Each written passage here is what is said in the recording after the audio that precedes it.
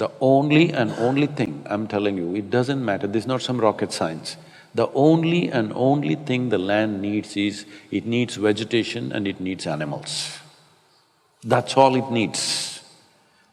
People will say check dam. Right now everybody is announcing check dams across streams and rivers. So you need to understand this. All these ideas are coming from Europe and North America, where the variation between summer and full river seasons are just about 20 to 25%. That means 80% to 75 to 80% it's always there. In India, between monsoon and summer, the variation is 90%. If you build check dams, you will transform a river into a string of pools. Near every town and city you build a check dam. In the end, what you have is a string of pools. At a temperature which is around over 35 degrees, if you stagnate water, in 30 days' time, if the water is flowing, it doesn't have so much evaporation. If you stagnate the water, in 30 days, the evaporation could be up to 55 to 60%. So these big dams have been a big disaster. We did these things at one time when we did not know much about this.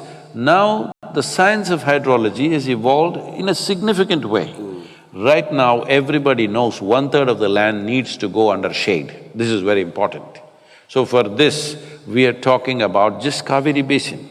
Kaveri Basin as a demo that this can be done. If there is determination in the people, this can be done. Once this happens, because it's so lucrative to the farmer, it will spread across the country. Nobody can stop it because it's so lucrative. Right now, India is importing over 70,000 crores worth of timber and over 120 crores… 1 lakh or 120,000 crores worth of timber products. But nobody is allowed to grow timber because if you grow a tree in your land and cut it, somebody will come and arrest you. So nobody wants to grow a tree. Right now, we're bringing laws as a part of Rally for Rivers, we're pushing for laws. In the last term of the government, we got 18 species released.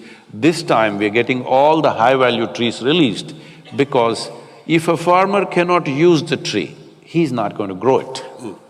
As simple as that. So we're talking about whatever he grows, he can cut it and use it whichever way he wants. Only then he is going to grow trees in a massive way across the country because it's economically lucrative. It's an economic plan for him, but has ecological significance. So right now, if everybody focuses on this one thing, I don't know how it converts to Australian dollar. You should know, you're visiting Chennai. It always confuses me, lakhs and… It costs just 42 rupees to raise a sapling and give it to a farmer. We are asking for the governments to give some incentives so that they can switch over for the first 3 to 4 years to give an incentive. This will make a huge difference both for the farmer and the land. 42 rupees per sapling, that's what it costs.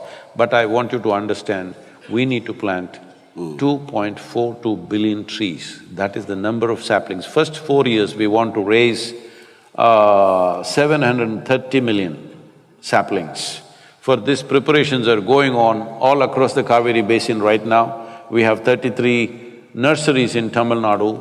The Karnataka nurseries are being built up just now.